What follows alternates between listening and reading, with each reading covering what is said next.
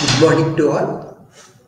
ఈరోజు మనము BSOC 142 Indian sociological tradition unit number 8 Irawati Karve గురించి మాట్లాడుకుంటాం. ఐఎమ్ డాక్టర్ కృష్ణ,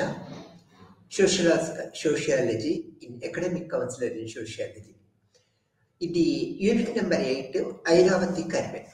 మనము ఎంతోమంది సామాజిక శాస్త్రవేత్తలు, మానవ శాస్త్రవేత్తల గురించి చెప్పుకున్నాం. కానీ ఇందులో మానవ సమాజ శాస్త్రవేత్తలు అండ్ సమాజ శాస్త్రవేత్తలు అందరూ కూడా పురుషులే ఉండేవారు ఎక్కువ. ఈ స్త్రీలు అరుదుగా ఈ రంగాల్లోకి వచ్చేవారు. అందులో ప్రముఖంగా చెప్పుకోవాల్సింది మనము ఐరావతి కర్వే గురించి. తను ఆ టైంలోనే, అంటే స్వతంత్రం ముందే, విద్య మీద వాళ్ళ తండ్రికి ఉన్న అభిలాష మీద ఆధారపడి తను చదువుకోవటానికి పూణే వచ్చి అండ్ బాంబే ప్రముఖ విశ్వవిద్యాలయాల్లో తను ఎడ్యుకేషన్ కొనసాగించి మానవ సమాజ శాస్త్రం మీద ఒక అభివృష్టిని ఏర్పరచుకున్నారు. ఆ తర్వాత ఐరావతి కర్వే భారతదేశంలో మొదటి మహిళా మానవ శాస్త్రవేత్తగా మనం చెప్పుకోవచ్చు అనమాట. మరియు పూణే విశ్వవిద్యాలయంలో సామాజిక శాస్త్ర స్థాపకురాలుగా, మరియు ఇది బంధుత్వము మరియు కులము మ్యాపింగ్ వంటి మహిళల సామాజిక చైతన్య సర్వేల పద్ధతుల గురించి మనకి అతి కూలంకషంగా మానవతి కర్వే మనకి చెప్పారు అనేది మనం చెప్పుకోవచ్చు. హిందూ సమాజం యొక్క అంతర్లీన ఏకీకరణని అర్థం చేసుకోవటానికి ఆమె హిందూ పురాణాలను బేస్ చేసుకున్నారు. దీనివలన హిందూ పురాణాలను బేస్ చేసుకొని సామాజిక మానవ శాస్త్రంలోని ఎత్తుపల్లాలు, సమాజ శాస్త్రంలోని కులము బంధుత్వం మీద లింకేజ్ అనేది చాలా విపులంగా చెప్పారనేది మనం చెప్పుకోవచ్చు. ఐరావతి కర్వే ఈ యొక్క పురాణాల మీద బేస్ చేసుకొని మన సామాజిక మానవ శాస్త్ర విశ్లేషణ ఒక ప్రముఖ స్థానాన్ని ఏర్పరచుకున్నది అనేది మనము చెప్పుకోక తప్పదు. మరాఠీలో రచించిన యుగాంత్, ఇది 1967లో ప్రచురితమైంది. ఈ యొక్క ఐరావతి కర్వేకి ఈ యుగాంత్ అనే ఈ యొక్క రచనల మీద ఎంతో పేరు ప్రఖ్యాతలు ఏర్పరచుకున్నదని చెప్పుకోవచ్చు. ఉత్తమ పుస్తకంగా సాహిత్య అకాడమీ బహుమతిని గెలుచుకున్నది. ఆ తర్వాత యుగాంత్ ది ఎండ్ ఆఫ్ అప్రోచ్ అనే పుస్తకంలో ఐరావతి కర్వే మహాభారతంలోని పాత్రలు మరియు సమాజ అధ్యయనానికి ప్రముఖ పాత్ర వహించారు. ప్రముఖ పాత్రని మహాభారతంలో యొక్క పాత్రలని క్రోడీకరించారనేది మనం చెప్పుకోక తప్పదు. ఈ పుస్తకము యొక్క విషయము విస్తృత అర్థము లౌకిక, శాస్త్రీయ మరియు మానవ సంబంధమైనదిగా మనం గుర్తుపెట్టుకోవాల్సిన విషయంగా మనం చెప్పుకోవచ్చు. ఈ విధంగా మహాభారతంలోని పాత్రలను సామాజిక అవగాహనకి, మానవ సమాజ అవగాహనకి ఎలా దోహదం చేసిందనేది ఈ యొక్క ఐరావతి కర్వే పరిశోధన అధ్యయన పద్ధతుల వలన మనము అనేక రకాల నూతన విషయాలని తెలుసుకోగలుగుతూ ఉన్నామన్నమాట. ఈ యొక్క ఐరావతి కర్వే జీవిత చరిత్ర మనం తప్పనిసరిగా తెలుసుకోవాల్సిన అవసరం కూడా ఉన్నదన్నమాట. ఎందుకంటే మన ఈ యొక్క మానవ సమాజ శాస్త్రంలో పురుషులే ప్రముఖ పాత్ర వహించారనే చెప్పుకున్నాం. ఇట్లా ఈ యొక్క మహిళగా ఐరావతి కర్వే యొక్క ప్రముఖ పాత్రల గురించి కూడా ఆవిడ బాల్యం నుంచి ఈ యొక్క సామాజిక వ్యవస్థపై ఆవిడ యొక్క ప్రభావం ఎలా ఉన్నది, ఎలా ముందుకు సాగిందనేది మనము తెలుసుకోక తప్పదన్నమాట. ఐరావతి కర్వే ఒక భారతీయ మానవ శాస్త్రవేత్తని చెప్పుకున్నాం అనమాట. ఆమె బర్మాలోని మైంజన్లో జన్మించింది మరియు భారతదేశంలో పూనాలో చదువుకున్నదన్నమాట.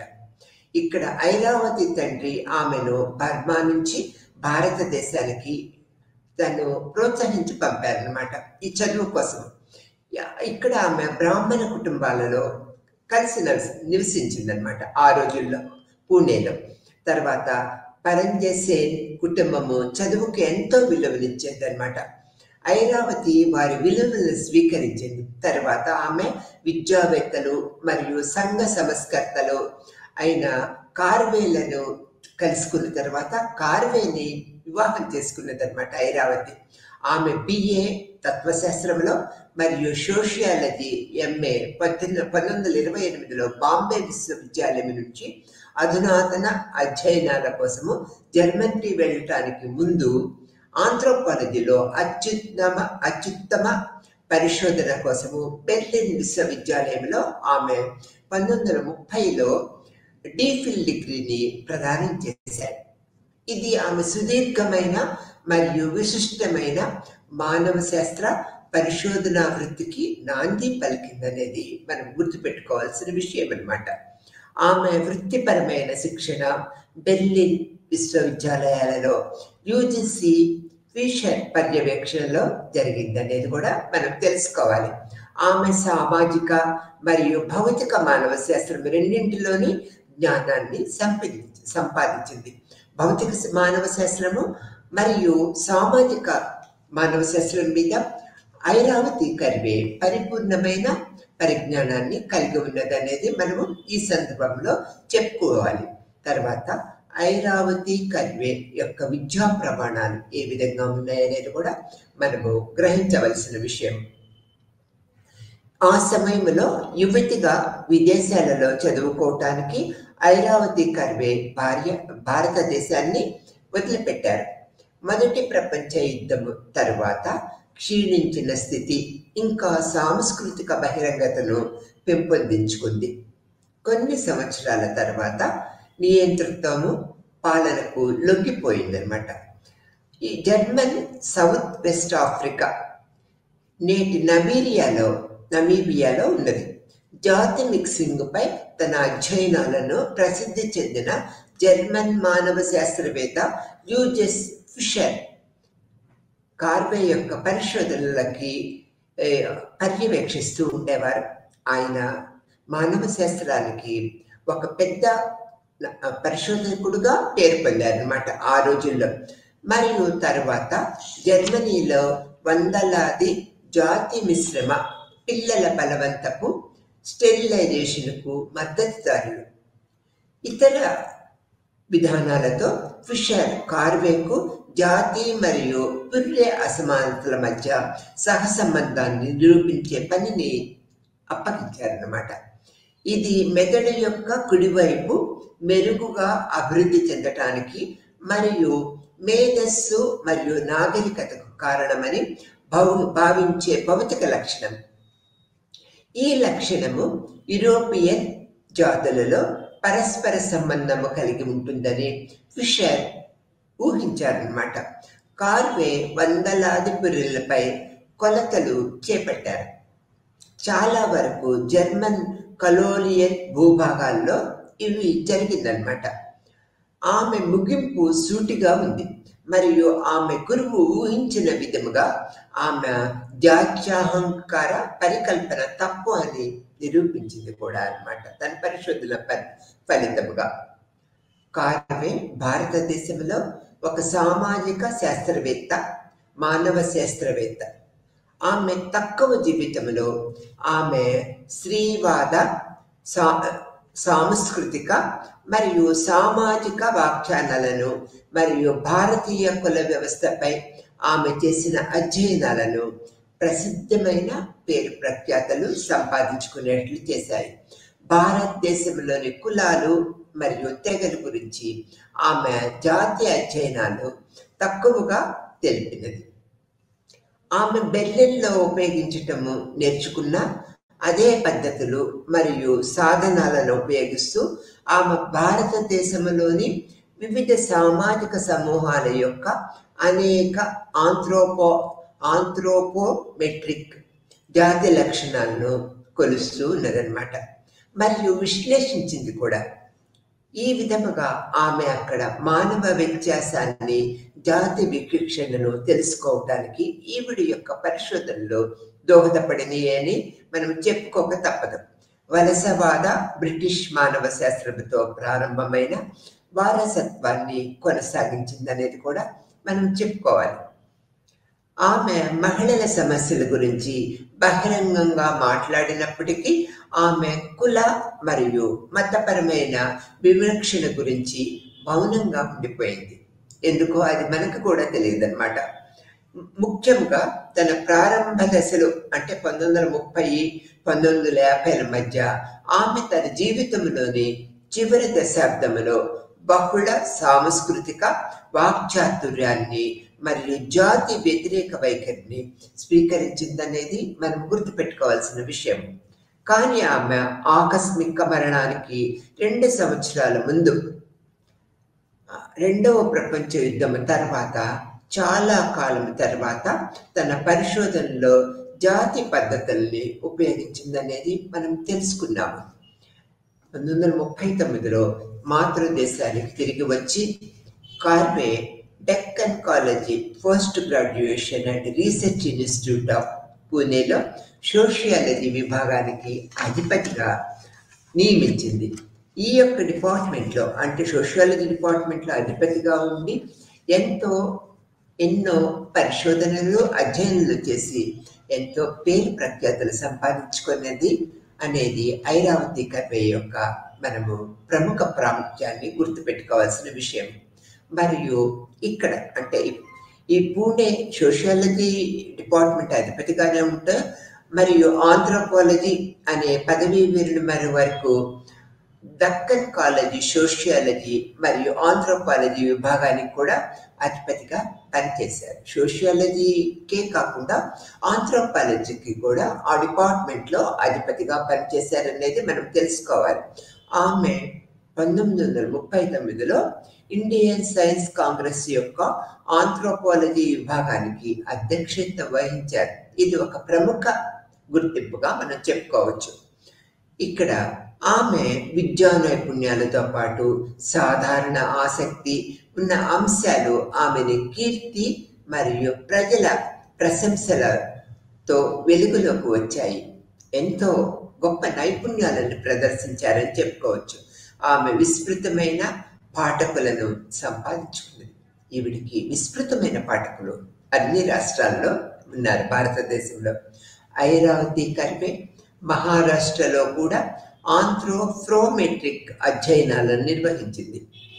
ఇది ఇక్కడ ఈ యొక్క ఆర్థిక సహాయం ద్వారా అంటే ఎంఎస్సి హార్నిమాన్ ఫండ్ నుంచి ఆర్థిక సహాయం అందింది. దీనికి 1953లో పుస్తక రూపంలో దీని యొక్క ఫలితాలు ప్రకటించబడ్డాయి.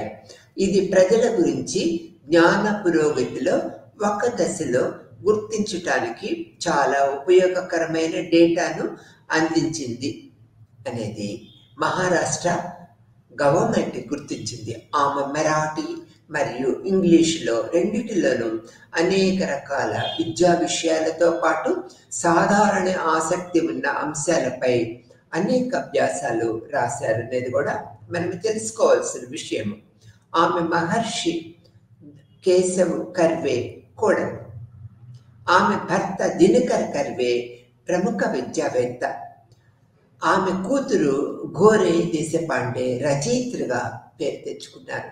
అంటే ఒక విద్యావంతుల కుటుంబంలో కోడలుగా వెళ్ళి తన భర్తతో పాటు ఈవిడ కూడా అంత పేరు ప్రఖ్యాతులు తెచ్చుకున్నారు. ఈవిడ యొక్క కూతురు కూడా ప్రముఖ ఈ యొక్క దేశపాండే రచయిత్రిగా పేరు తెచ్చుకున్నారు. 1947లో ఢిల్లీలో జరిగిన నేషనల్ సైన్స్ యొక్క ఆంథ్రోపాలజీ విభాగానికి ఐరావతి కర్వే అధ్యక్షతన నిర్వహించారు. ఆ సభని చేశారన్నమాట.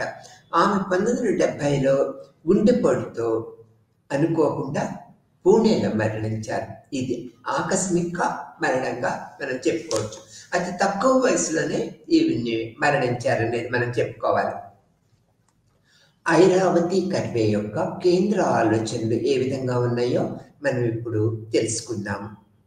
కార్వే యొక్క కేంద్ర ఆలోచనలు హిందూ సమాజము మరియు దాని కుల వ్యవస్థ మరియు భారతదేశంలోని బంధుత్వ సంస్థలపై దృష్టి సారించాయి. ఇక్కడ కార్వే యొక్క కేంద్ర ఆలోచనలు హిందూ సమాజము మరియు దాని కుల వ్యవస్థ మరియు భారతదేశంలోని బంధుత్వ వ్యవస్థపై ఎక్కువ కేంద్రీకృతం చేశాయనేది మనం చెప్పుకోక తప్పదు. ఆమె మహాభారతంపై విస్తృతంగా అనేక రకాల అధ్యయనాలు చేసి అనేక రకాల పద్ధతులలో వ్యాసాలు వివరించారు. ఇందులో ఆమె పాత్ర అధ్యయనాలు ఇతిహాసాలలోని ప్రధాన పాత్రలను చారిత్రక పాత్రలుగా పరిగణించబడ్డాయి. మరియు వారు జీవించిన కాలాన్ని అర్థం చేసుకోవటానికి వారి వైఖరులు మరియు ప్రవర్తనలు ఉపయోగిస్తాయి. మనకి ఆ విధంగా వాళ్ళ యొక్క వైఖరులు ప్రవర్తనాపూర్వకంగా వాళ్ళ యొక్క ఆలోచన పద్ధతులను తెలుసుకోవటానికి వీలవుతుందనే దృక్పథాన్ని ఇక్కడ చెప్పుకున్నారు.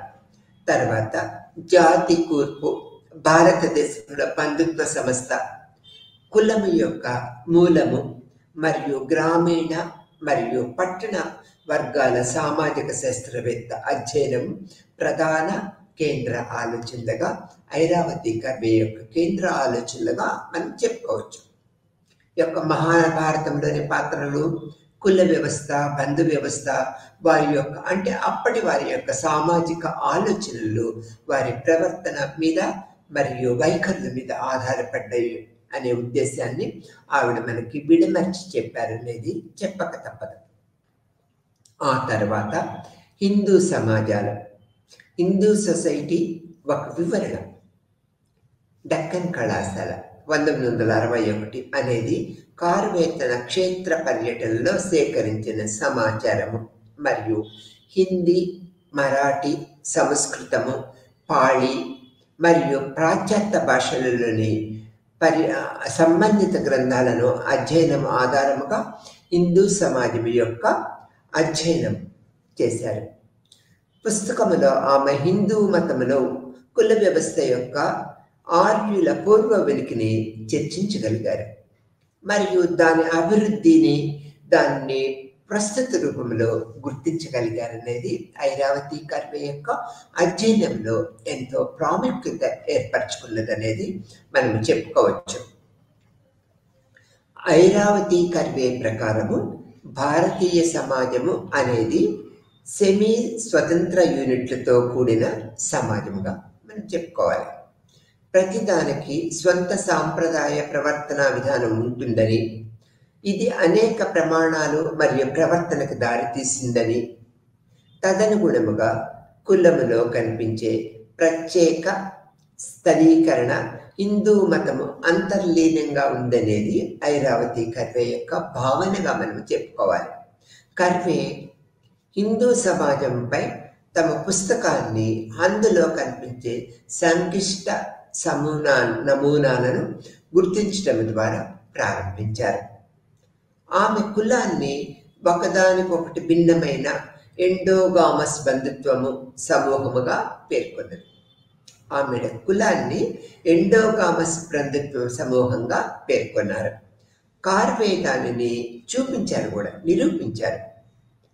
కులాలు నిజంగా చిన్న ఎండోగామస్ యూనిట్లు లేదా జాతులతో కూడిన కుల సమూహాలు.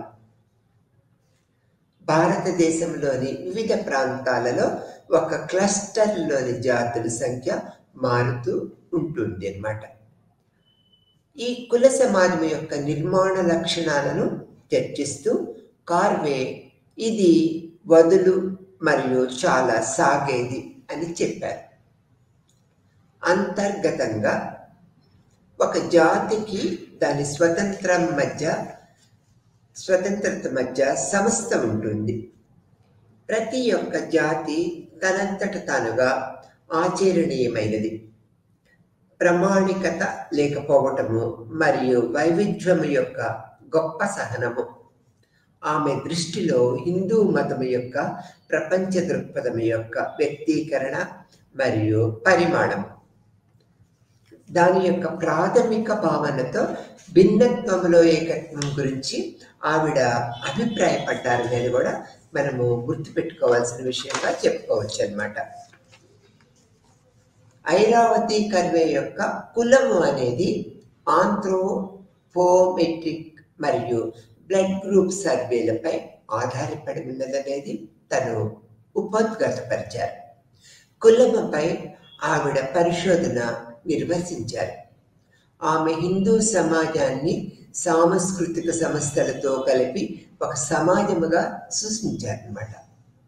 ఇది చిత్తవన్ బ్రాహ్మణులపై ఆమె చేసిన థీసిస్. భౌతిక మానవ శాస్త్ర అధ్యయనాలు, కంటి రంగు కొలతలు, అలాగే పురాణాలు మరియు మహాభారతము మరియు ఇతర పురాణాల నుంచి తీసుకోబడిన కుల మూలాల గురించి ఇండోలాజికల్ చర్చపై ఆధారపడింది అనేది ఆవిడ వ్యక్తపరిచారన్నమాట. ఆమె భౌతికంగా మరియు సాంస్కృతికంగా ఒకదానికొకటి భిన్నమైన కులాల భారతీయులను మనకి ఆ ప్రాంతాలలో చూసిందన్నమాట అనేక రకాలుగా. ఇది తిలక్, గోఖలే యొక్క సామాజిక శాస్త్రము మరియు మానవ శాస్త్ర సమాజ రచనల జన్యు శాస్త్రాన్ని అనేక కోణాల్లో అనేక దృక్కోణాలను గుర్తించారు. ఆ తర్వాత సెంట్రల్ ప్రాచీన ప్రావిన్సుల్లో తెగలు మరియు కులాలపై రస్కెల్ మరియు హీరాలాల్ రచనలను తను ఎక్కువగా పరిశోధనా పద్ధతుల్లో పరిశీలించారనేది మనం చెప్పుకోవచ్చు. ఆమె ప్రధాన మానవ శాస్త్ర రచనలు ఎన్నో రకాలుగా ఉన్నాయి.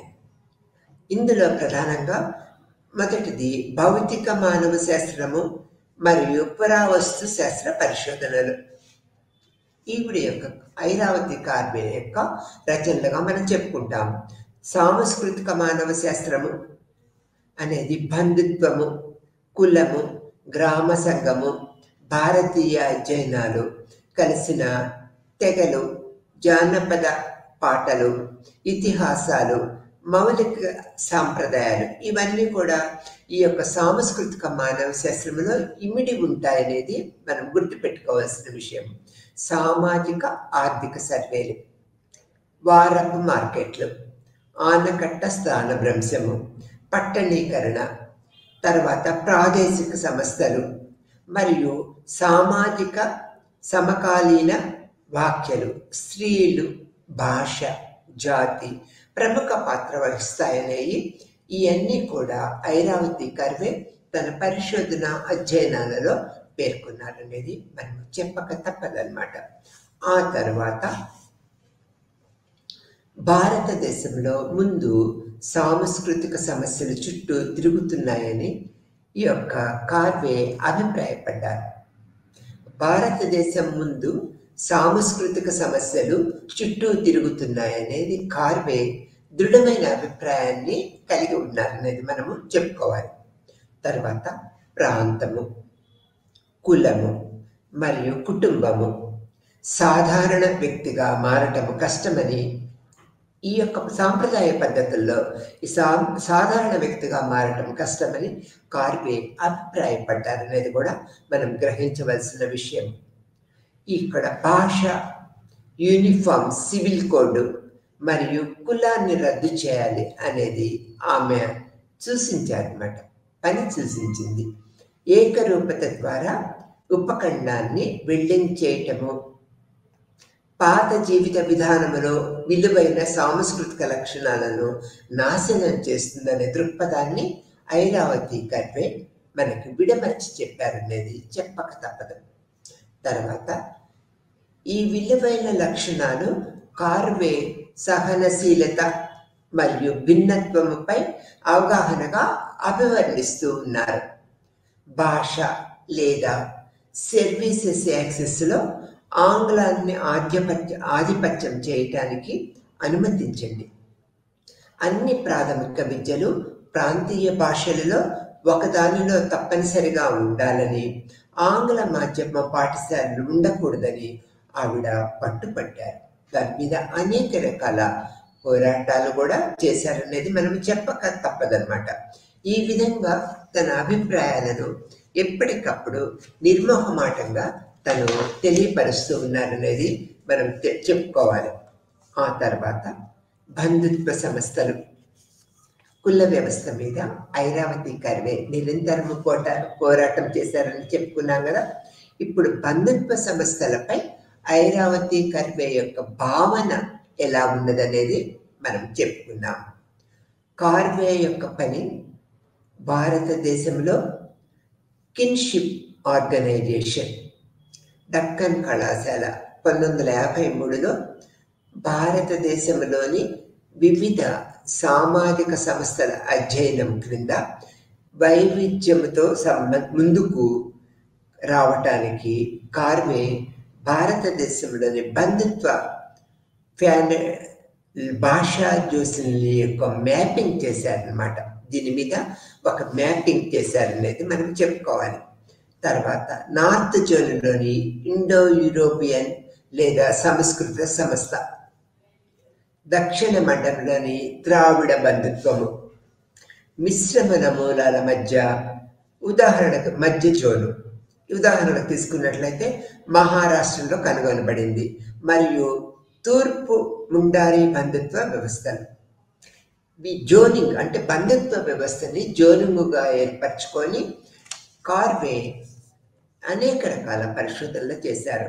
ఈ యొక్క 4 విభాగాలు అంటే 4 జోన్స్గా చేసుకున్నారు.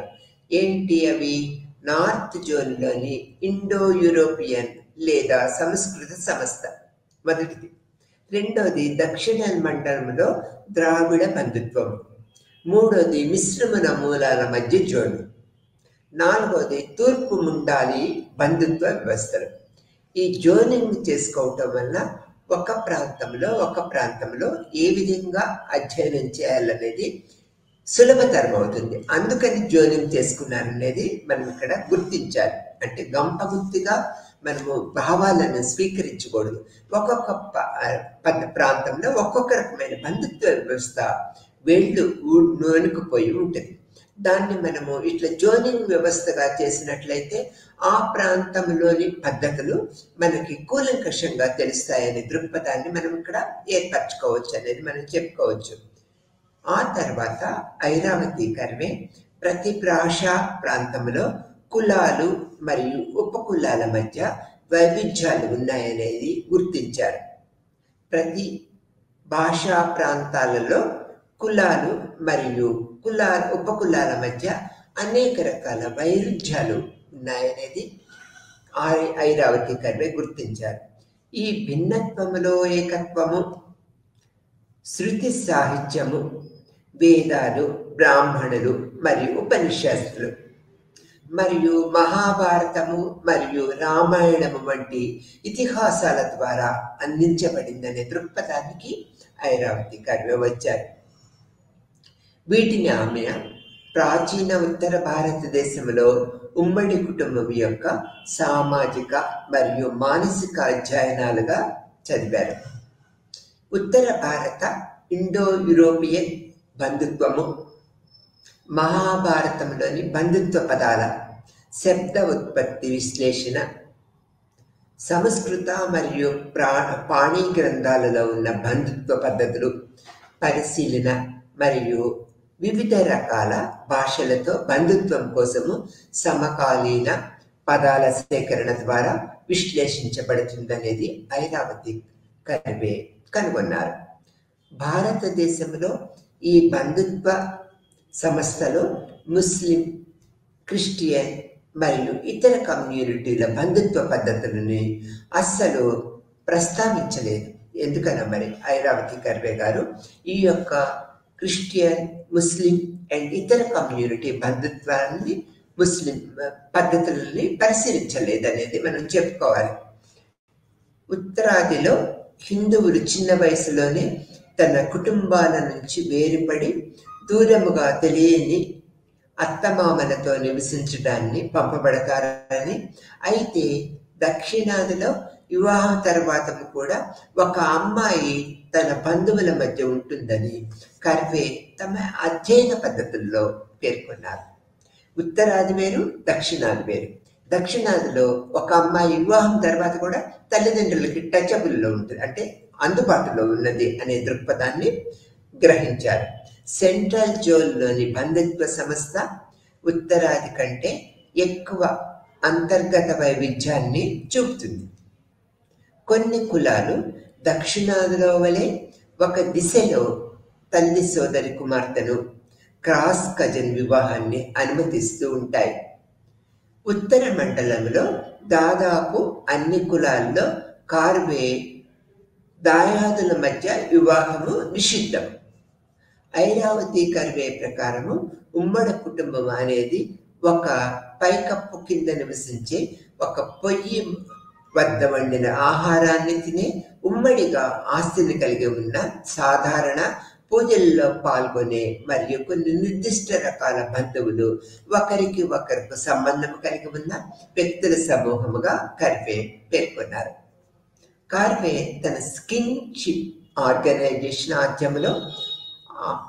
ఆధ్వర్యంలో భారతీయ సమాజం యొక్క నిర్మాణము మరియు దాని సామాజిక ఏర్పాట్ల శ్రేణి గురించి ఒక అవగాహనను అందించారనేది మనం చెప్పుకోక తప్పదన్నమాట.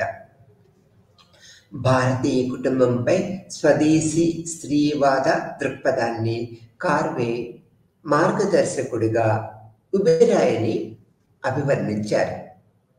ఆమె కుటుంబ జీవితంలో ఆధునిక మార్పులను మహిళా జీవితాలపై వాటి ప్రభావం నుంచి విశ్లేషించిందనేది మనం చెప్పుకోవాలి. 1975లో భారతీయ మహిళలు అంచనా స్థితిపై ఆమె రాసిన వ్యాసము నుంచి మహిళల పట్ల ఆమె సానుభూతిని గుర్తించవచ్చు. దీనితో ఆమె మహిళా ఉపాధి లేదా విద్యపై దీర్ఘకాలిక పోకడలను పరిశీలిస్తుందనేది కూడా మనం భావించవలసిన విషయంగా చెప్పుకుంటూ ఉంటాం అన్నమాట. తర్వాత paper the kinship map of India 1953లో ఐరావతి కర్వే ఈ బుక్ రాశారనమాట.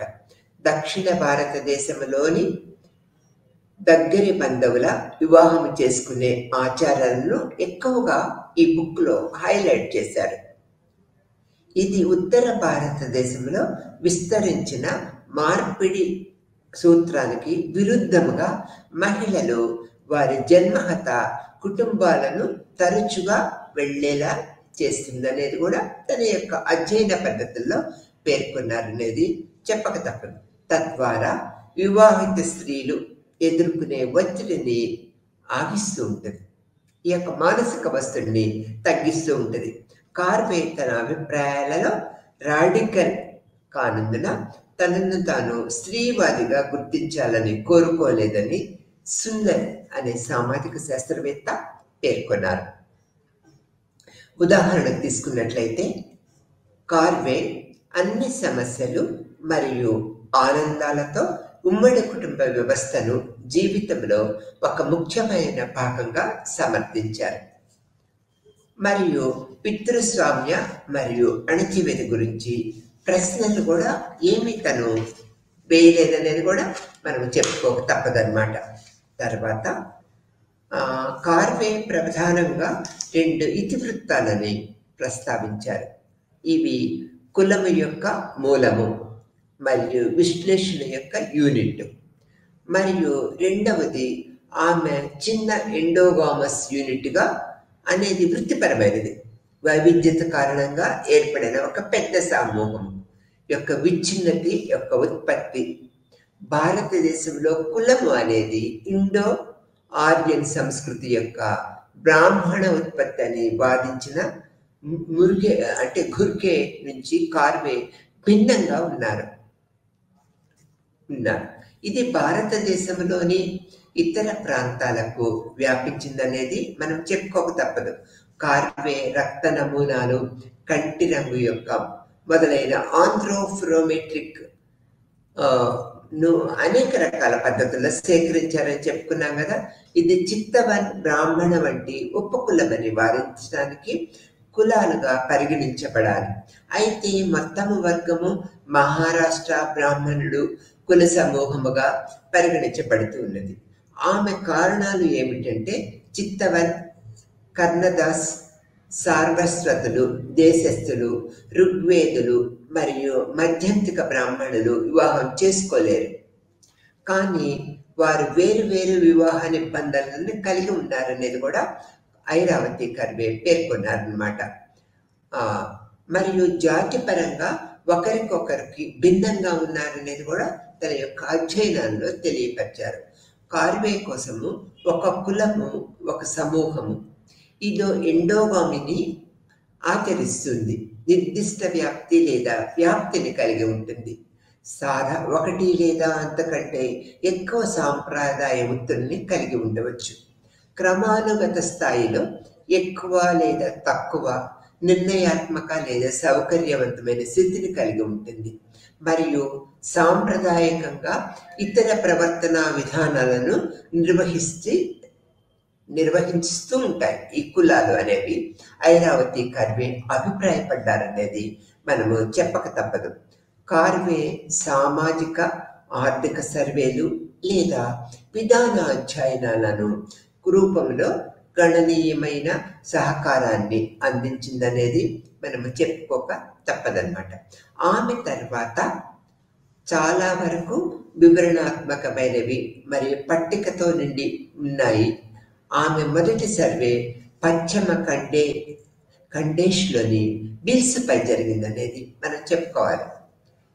ఆదివాసీ భారతీయ జనాభాలోని ఇతర ప్రాంతాలకు భిన్నంగా లేనిది మరియు అది ఆధారం పూర్తిగా కొత్త అస్తిత్వాన్ని సృష్టించడం తప్పని ఆమె వాదించారు.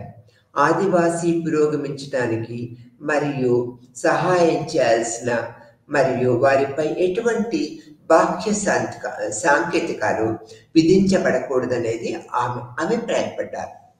ఈ విధమైన పద్ధతుల్లో యొక్క ఆదివాసీ జీవన విధానాలు ఎలా ఉండాలి అనేది ఐరావతి కర్వే నిర్దేశించారనేది మనం చెప్పుకోవచ్చు. బంధుత్వ సంస్థ కుల వ్యవస్థచే ప్రభావితమైన బలోపేతము చేయబడిందని మరియు ఈ రెండు వేరువేరు భాషా ప్రాంతాలలో కనిపించే కొన్ని నమూనాలను అనుగుణంగా ఉన్నాయనేది కార్వే గమనించారు. వ్యత్యాసాలు మరియు ఉల్లంఘనల కోసము ఒక సామాజిక నిర్మాణము కలిగి ఉన్న సహనము యొక్క స్థాయిని కనుగొనవలసి ఉంటుందనేది ఐరావతి కర్వే అభిప్రాయపడ్డారన్నమాట. సామాజిక నిర్మాణం యొక్క దృఢత్వము లేదా స్థితిస్థాపకత నిర్దిష్ట సామాజిక నిర్మాణం యొక్క స్వభావంపై లేదా సమాజం యొక్క మొత్తం సాంస్కృతిక ఫ్యాబ్రిక్ పై ఆధారపడి ఉండవచ్చు అనేది ఐరావతి కర్వే అభిప్రాయపడ్డారనేది మనము చెప్పుకోవచ్చు అన్నమాట. విడాకులు, బ్రాహ్మణుల చట్ట పుస్తకాలు సహించి మరియు పూజారుల అనుమతి లేదు. విడాకులు భారతదేశంలోని అన్ని కులాలలో దృఢముగా స్థాపించబడిన సామాజిక సంస్థ అని ఆమె తన యొక్క అధ్యయనాల్లో రాశారు అన్నమాట.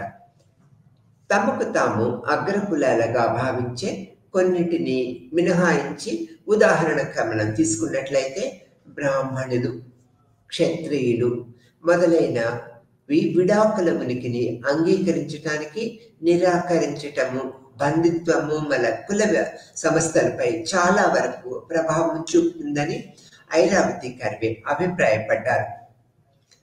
ఒక రకమైన సామాజిక నిర్మాణము ఉండవచ్చు, ఇది మరొకటి కంటే విచలాలకు ఎక్కువగా సహించగలదని ఆవిడ పేర్కొన్నారు. సాంస్కృతిక పరిచయాల వంటి బాహ్య కారకాలు అనేక విచలనాలకు దారితీస్తాయనేది ఐరావతి కర్వే పేర్కొన్నారన్నమాట. తర్వాత భారతదేశంలోని మెజారిటీ ప్రాంతాలలో కుటుంబము దాని స్వంత ఆచారాలతో కూడిన స్వయం ప్రతిపత్తి కలిగిన యూనిట్. కులము అనేది ఒక క్లోజ్డ్ ఆటానమస్ యూనిట్. ఇది ఇతర స్వారూప్య యూనిట్లతో కొన్ని పరిమితమైన పరిచయాలను కలిగి ఉంటుంది మరియు కొన్ని అంశాలతో కుటుంబాలకు ప్రవర్తనను నియంత్రిస్తూ ఉంటుంది. ఒకే ప్రాంతంలో నివసించే వివిధ కులాలు వివాహానికి సంబంధించి వేర్వేరు నియమాలను కలిగి ఉంటాయి. వివిధ వారసత్వ వ్యక్తులు మరియు వేర్వేరు దేవుళ్లకు కలిగి ఉంటారు. ఒక కుటుంబము మరియు ఒక కులము అనేది ఒక రకమైన సామాజిక సమూహాలు. అక్కడ వ్యక్తులు సమూహానికి చెందిన వారనే స్పృహ కలిగి ఉంటారు. ఉమ్మడి కుటుంబము అందించిన ప్రక్రియ పద్ధతులను, ఆ తర్వాత అనేక రకాల పద్ధతులను, ఆర్థిక మరియు సామాజిక భద్రత, ప్రజలు తమ జీవితం అంతా గడిపిన గ్రామము, నివాసితులందరికీ అంతిమ మద్దతు ఉంటుందనే దృక్పథాన్ని ఏర్పరచుకుంటూ ఉంటారు. పారిశ్రామిక నగరాలు మరియు ఉపాధి అవకాశాలు పెరగటం వల్ల ఉమ్మడి కుటుంబము మరియు గ్రామ సమాజాల యొక్క సంబంధాలు సడలుతూ ఉంటాయి. అంటే పారిశ్రామికీకరణ పెరగటం వల్ల గ్రామీణ ప్రజలకి ఎక్కువ ఆదాయం కావాలనే కోరికలతో చాలామంది గ్రామాలను విడిచి ఉమ్మడి కుటుంబంలో నుంచి వ్యక్తులు అందరు కూడా పట్టణ ప్రాంతానికి వస్తారు. ఎందుకని ఇక్కడ పారిశ్రామిక రంగంలో ఉపాధి అవకాశాలు లభిస్తాయి, ఎక్కువ ఆర్థిక భద్రత కలిగి ఉండొచ్చు అనే దృక్పథాన్ని ఏర్పరచుకుంటారు. పట్టణీకరణ, పారిశ్రామికీకరణ వల్ల ఉమ్మడి కుటుంబాలు అంటే యొక్క ప్రాముఖ్యత తగ్గిపోతూ వస్తూ ఉన్నది అనేది దానికి ప్రధాన కారణాలు పారిశ్రామికీకరణ, పట్టణీకరణ అనే దృక్పథాన్ని ఈ యొక్క కార్వే తన యొక్క పరిశోధనలు, అంచనాలను పరిశీలించడం వల్ల అనేక విధాల కనుక్కున్నారు అనే దృక్పథాన్ని మనము చెప్పుకోక తప్పదు. ఈ పట్టణీకరణ, పారిశ్రామికీకరణ గ్రామ వ్యవస్థని, ఉమ్మడి కుటుంబ వ్యవస్థని విచ్ఛిన్నతికి దోహదం చేసిందనే దృక్పథాన్ని ఐరావతి కర్వే కూడా అభిప్రాయపడ్డారనేది మనం తెలుసుకోవాల్సిన విషయం. తర్వాత యుగాంత అంటే ఐరావతి కర్వేకి ఎక్కువ పేరు ప్రఖ్యాతలు తెచ్చిపెట్టింది యుగాంత అని మనము చెప్పుకున్నాం కదా. దీనివల్ల ఈవిరికి భారతదేశంలోనే కాదు అన్ని దేశాలలో కూడా ఈ యొక్క మానవ సమాజ శాస్త్రవేత్తగా ఐరావతి కర్వే పేరు ప్రతిష్టలు ఇనుమడించేసేట్లుగా ఈ యుగాంత యొక్క రచనా పద్ధతులని అందరినీ ఆలోచించేసేటట్లుగా మార్గదర్శకంగా ఉన్నది. దేని మీద? బంధుత్వము, కుల వ్యవస్థ మీద తను ఎక్కువ ప్రేరణ కలిగి ఉన్నారు. ఈ యొక్క బంధుత్వ వ్యవస్థ, కుల వ్యవస్థ మీద తను అనేక రకాల పరిశోధనలు చేసి అన్ని ప్రాంతాల్లో జోనల్ సిస్టమ్ అని చెప్పుకున్నాం ఇంతకుముందు. జోనల్ సిస్టంలో కూడా అనేక ప్రాంతాల్లో పరిశోధనలు చేసి అనేక ప్రక్రియ పద్ధతుల ద్వారా ఇవన్నీ కూడా తను ఏర్పరిచారు. యుగాంత గురించి కూడా మనం ఇప్పుడు తెలుసుకుందాం. ఆవిడ రచన ప్రాముఖ్యతను మనం తెలుసుకోవటము మన యొక్క ప్రాధాన్యతగా చెప్పుకోవచ్చు. ఐరావతి కర్వేకి యుగాంత అనేది ప్రముఖ ప్రాధాన్యత ఇచ్చి విశ్వవ్యాప్తమైన పేరు ప్రఖ్యాతల్ని తెచ్చిపెట్టింది.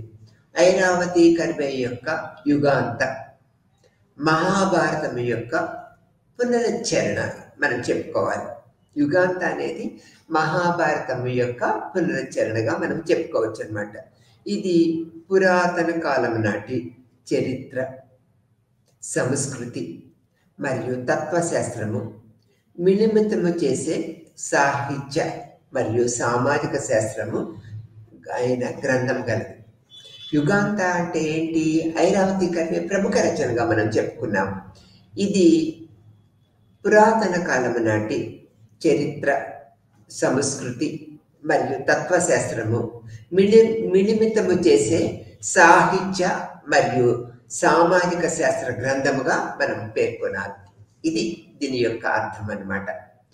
ఈ రచన సాహిత్య రచనగా, సామాజిక శాస్త్ర అధ్యయనముగా, మానవ శాస్త్ర మరియు సాంస్కృతిక పత్రముగా విశేషమైన మరియు మానవ అవసరాలు మరియు ప్రతిస్పందనలకు ప్రతిబింబించే అద్దము వలె పనిచేస్తూ ఉంటుంది. ఇది గతములో మరియు సమకాలీనములో సమానముగా ఉన్నది. అంటే అప్పుడు ఎంత ప్రాముఖ్యతలో ఇప్పటికి కూడా అంత ప్రాముఖ్యత ఉన్నదని చెప్పుకోవచ్చు. మానవ శాస్త్రము మరియు సాంస్కృతిక పత్రముగా విశేషమైన మరియు మానవ అవసరాలు మరియు ప్రతిస్పందనలకు ప్రతిబింబించే అద్దములాగా ఈ పుస్తకం ఉన్నదనేది మనం చెప్పుకోవాలి. ఆ తర్వాత ఐరావతి కర్వే మహాభారతంలోని ప్రధాన పాత్రలను పూర్తిగా మంచివి లేదా పూర్తిగా చెడ్డవి కావు,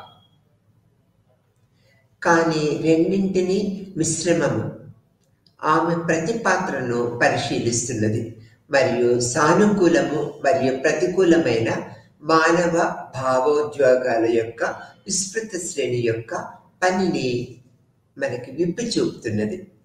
తన ప్రదర్శనలో ఆమె పాత్రల ధర్మాలు మరియు దుర్గుణాలను గురించి వ్యాఖ్యానించకుండా వాస్తవ స్వరాన్ని అవలంబించిందనేది ఈ బుక్లో మనము చూడగలుగుతూ ఉంటాము.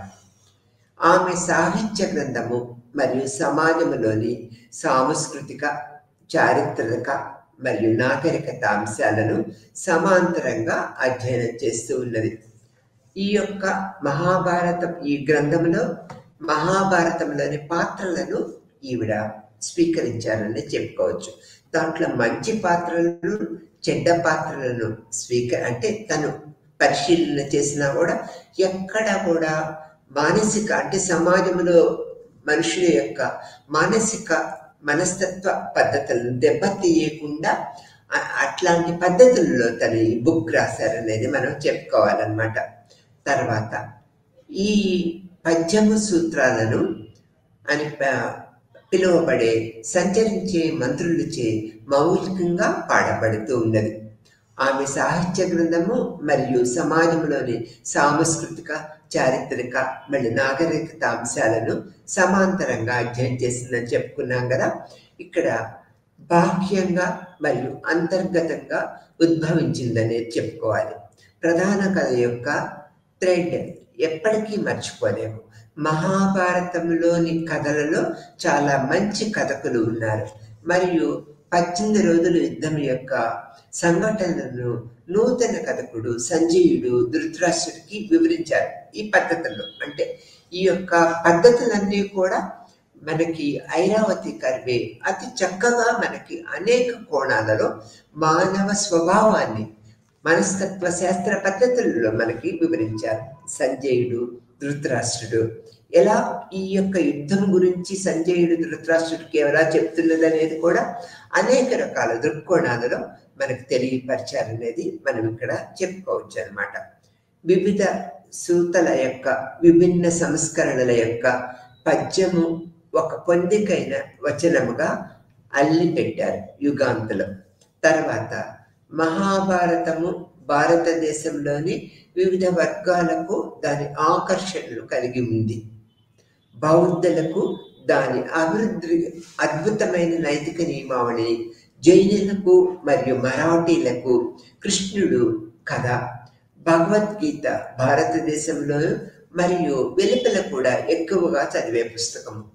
జానపద సాహిత్యంలో శక్తివంతమైన వ్యక్తి యొక్క నమూనాను ఈ యొక్క భీమాల్లో చూపిన గిరిజనులు కూడా ఈ కథ ప్రాచుర్యము పొందింది. అంటే కొన్ని పాత్రలు అన్ని రంగాలలో ప్రాచుర్యం పొందాయి అనే దృక్పథాన్ని ఈ బుక్ ద్వారా మనము ఐరావతి కర్వే రచనా ప్రభావాన్ని మనము అన్ని కోణాలలో చూడగలుగుతామని చెప్పుకోవచ్చు అన్నమాట. మహాభారతము దాని పాఠకులను వివిధ స్థాయిల్లో అర్థము మరియు ఔచిత్యము కలిగి ఉన్నదనేది ఈ బుక్ ద్వారా ఐరావతి కర్వే ఎలా వివరించారనేది మనము తెలుసుకోగలుగుతున్నామనేది మనం చెప్పక తప్పదు. ఆ తర్వాత ఇది సామాజిక శాస్త్రవేత్తగా ఐరావతి కర్వే నేటి తరాలకి ఈ గొప్ప ఇతిహాసం గురించి తెలియదని గుర్తించి యువకులు తమ సమస్యలను పురాణ పాత్రలు ఎదుర్కొన్నట్లుగానే గుర్తించేలాగా ఈ కథని తిరిగి చెప్పారనేది అనేక విమర్శకుల యొక్క పద్ధతులుగా మనము చెప్పుకోక తప్పదన్నమాట. మహాభారతము ముఖ్యముగా మానవీయ సమస్యలతో వ్యవహరిస్తూ ఉంటుంది. ఆ బుక్ మహాభారతం మొత్తం కూడా మానవీయ సమస్యలతో వ్యవహరిస్తూ ఉంటుంది. అనేక రకాల దృక్కోణాలను ఈ మహాభారతము అనేక పాత్రల ద్వారా మనకు తెలియపరుస్తూ ఉంటుంది అనేది మనము చెప్పక తప్పదన్నమాట. మహాభారతము యొక్క ప్రధాన ఇతివృత్తము తెలిసిన కథ యొక్క ఆస్తిపై వైరము. ఇక్కడ హస్తినాపురము సింహాసనము కోసము ధృతరాష్ట్రుడు మరియు పాండు కుమారులు అయిన కౌరవులు మరియు పాండవులు యువరాజుల మధ్య గొడవ జరుగుతూ ఉంటుంది అనేది అతి చక్కగా వివరించి చెప్పారు. మహాభారతం యొక్క ప్రధాన ఇతివృత్తము కథ ఆస్తిపై వైరాలు, ఈ యొక్క పాండవులు కౌరవులు ఆస్తి కోసం చేసిన ఈ యొక్క వైరముగా మనము ఐరావతి కర్వే తన యుగాంతలో అనేక రకాలుగా వివరించి నేటి తరాల యువకులకు కూడా ఈ యొక్క కథాంశము అర్థమయ్యేటట్లుగా చెప్పారనేది అనేక మంది విమర్శకులు చాలా చక్కగా విమర్శించారనేది మనం చెప్పుకోవచ్చు. ఆ తర్వాత ఐరావతి కర్వే విభిన్న పాత్రలను మరియు వారి చర్యలను నైతిక ఫ్రిజం ద్వారా ఆత్మాశ్రయం కాకుండా విభిన్న వ్యక్తుల యొక్క విధిని ప్రభావితము చేసిన మరియు ఆకృతి చేసిన సంఘటనల ద్వారా నిష్పాక్షికంగా ప్రదర్శిస్తూ ఉన్నారు అనేది మనం చెప్పుకోవచ్చు. ఈ విధంగా పాత్రల నుంచి మరియు చెడు యొక్క బూడిద రంగులో ఉంటాయి మరియు వాటి చర్యలు విషాదకరమైన ముగింపునికి దారితీస్తూ ఉంటుంది. ఐరావతి కర్వే యొక్క మహాభారతము మంచిగా ఉండటం యొక్క కష్టాన్ని వివరిస్తుందనేది గుర్భన్ దాస్ తన యొక్క విమర్శనలో తెలియపరిచారు. భీష్ముడి జీవితం అంతా ఫలించని త్యాగము, కార్వే అయితే అతని చర్యను సమర్థించదగినవని తన యొక్క దృక్పథంతో పేర్కొన్నారనేది చెప్పుకోవచ్చు అన్నమాట. రాజకీయ రంగము కూడా ఉండవచ్చు భీష్ముని యొక్క పద్ధతులు అనేది. వారు ఖచ్చితంగా తోటి జీవుల నుంచి నిందించదగినవాడు. ఆమె అతని అనేక చర్యల యొక్క సరైనదని ప్రశ్నిస్తున్నది. మహాభారతము పట్ల ఐరావతి యొక్క విధానాల గౌరవము మంచితనానికి స్వీయ కేంద్రీకృత వ్యసనము వంటిదని, విలువలు గుడ్డి ఆరాధనకు దూరముగా ఉండి కథ యొక్క ఆమె కథనము మానవీయ దృష్టిని కలిగి ఉందనేది అనేక మంది సామాజిక శాస్త్రవేత్తలు విశ్లేషించారన్నమాట. ఆ తర్వాత విశ్వాసపాత్రత అభ్యాసము మరియు పాచికల పట్ల అతని బలహీనత మరియు కర్మము యొక్క ఔదార్యము, మానవ సామర్థ్యము దాని భారీ వ్యర్థముతో విషాదానికి దారితీస్తుందని ఐరావతి కర్వే ధర్మరాజు యుద్ధము గురించి విశ్లేషించారనేది చెప్పక తప్పదన్నమాట. ఐరావతి ఒక సామాజిక శాస్త్రవేత్తగా మానవ సమాజ ప్రవర్తన అధ్యయనం చేస్తున్నది. మానవ శాస్త్రవేత్తగా ఆమె మానవుల భౌతిక, సామాజిక మరియు సాంస్కృతిక అభివృద్ధి గురించి ఒక తెలివైన అధ్యయనం చేసిందనేది మనం చెప్పక తప్పదు. ఈ యొక్క పద్ధతులలో ఐరావతి కర్వే బంధుత్వ సంస్థకు కుల ప్రభావితం చేసే పద్ధతులను మనకు అనేక కోణాలలో తన అధ్యయనమును అభ్యసన ప్రక్రియలలో తనకి వివిధ దృక్కోణాలలో తెలియపరిచిందని చెప్పుకోవచ్చు. ఈ విషయాల పరంగా సామాజిక మరియు విద్యాపరమైన వాతావరణంపై మనము ఐరావతి కర్వే చేసిన సూచనలు మనము గ్రహించగలుగుతాం ఈ లెసన్ ద్వారా. ఇప్పుడు ఇండాలజీతో తన నైపుణ్యంతో మానవ శాస్త్రం యొక్క అంతర్దృష్టులను ఏకీకృతము చేసినట్లుగా మనము ఆవిడ పనిని ఇతరుల నుంచి వేరు చేసిందనేది కూడా మనం చెప్పగలం. ఆమె పని అలనాటి సామాజిక యొక్క సంపూర్ణ మరి లోతైన అవగాహన కలిగి ఉన్నదనేది మనము చెప్పక తప్పదన్నమాట. ఈ యొక్క లెసన్లో మనము ఐరావతి కర్వే తన యొక్క దృక్పథంతో కుల వ్యవస్థ, బంధు వ్యవస్థ, ఉమ్మడి కుటుంబ విచ్ఛిన్నతి, నగరీకరణ, మహాభారతంలోని పత్రాలను తీసుకొని సామాజిక సారూప్యతని అప్పుడు అంటే ప్రాచీన కాలం నుంచి ఇప్పటి వరకు ఎలా సారూప్యతను కలిగి ఉన్నదనేది అనేక కోణాలలో మనకి తెలియపరిచారు. అతి చిన్న వయసులోనే గుండెపోటుతో మరణించారు. లేకపోతే ఐరావతి కర్వే అనేక రకాలైన నూతన దృక్పథాలను కలుగునేవారని చెప్పుకోవచ్చు. అలనాడు అంటే ఆవిడ టైంలో, ఐరావతి కర్వే టైంలో అందరూ కూడా పురుషులే ఈ యొక్క మానవ సమాజ శాస్త్రంలో అధ్యయన ప్రక్రియలో ఉండేవారు. కానీ ఐరావతి కర్వే మానవ సమాజ శాస్త్రంలోకి వచ్చి ఆ తర్వాత అనేక రకాల పరిశోధనా పద్ధతులు చేసి ఆంథ్రోపాలజికల్ సొసైటీ యొక్క అధ్యక్షత పదవిని వహించి సమాజ శాస్త్రము, మానవ శాస్త్రం యొక్క యూనివర్సిటీలో అధిపతిగా ఉండి, హెడ్గా ఉండి అనేక వ్యవస్థలను అంటే సామాజిక శాస్త్రాన్ని, మానవ సమాజ శాస్త్రాన్ని, ఆంథ్రోపాలజీని అంతా కూడా అంటే తత్వశాస్త్రాన్ని అన్ని కూడా అన్నిటిలో కూడా ఆవిడకి పరిపూర్ణమైన పరిజ్ఞానం ఉండటం వల్ల ఈ సామాజిక మానవ శాస్త్రాన్ని ముందుకు తీసుకువెళ్ళారనేది మనం చెప్పుకోక తప్పదు. విశిష్టమైన కృషి చేసిన ఒక స్త్రీగా ఐరావతి కర్వేని మనము చెప్పుకుంటూ ఉంటాం.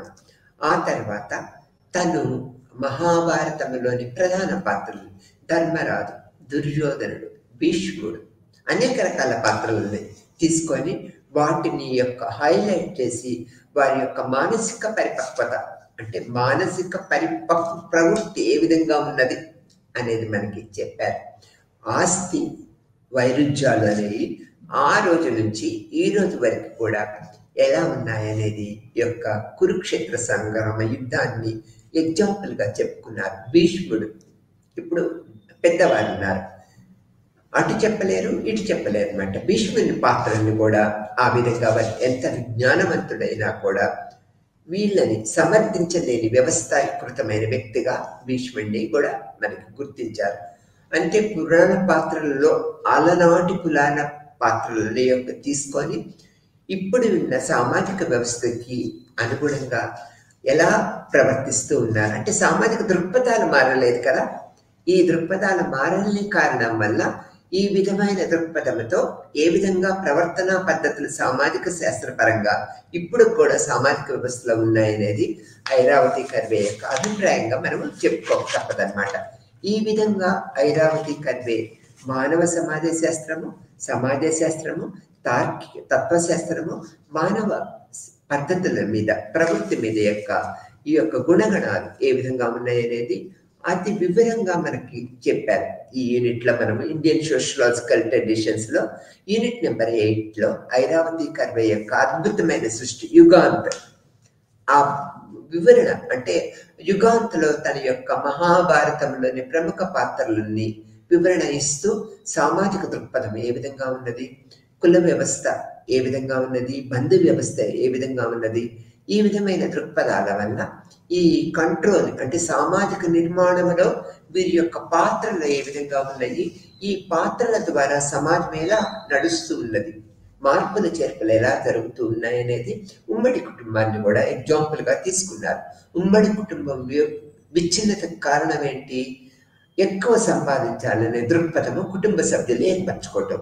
అటువంటప్పుడు కుటుంబ సభ్యులు ఆ ఉమ్మడి కుటుంబం నుంచి విడిపోయి పట్టణీకరణ, నగరీకరణ ఏర్పడటం వల్ల ఈ నగర ప్రాంతాలకు వెళ్ళి అక్కడ ఈ పారిశ్రామిక రంగాల్లో ఉద్యోగాలు సంపాదించుకొని ఆర్థిక అభివృద్ధిని ఎక్కువగా పొందటానికి నిరంతరం కృషి చేస్తూ ఉండేవాడు.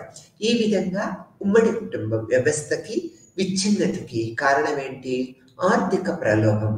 ఆ తర్వాత ఎక్కువ ఆర్థిక వ్యవస్థను మెరుగుపరచుకోవాలన్న ప్రజల ఆలోచన, పారిశ్రామికీకరణ, పరిశ్రమలు ఏర్పడటం వల్ల ఏమవుతుంది?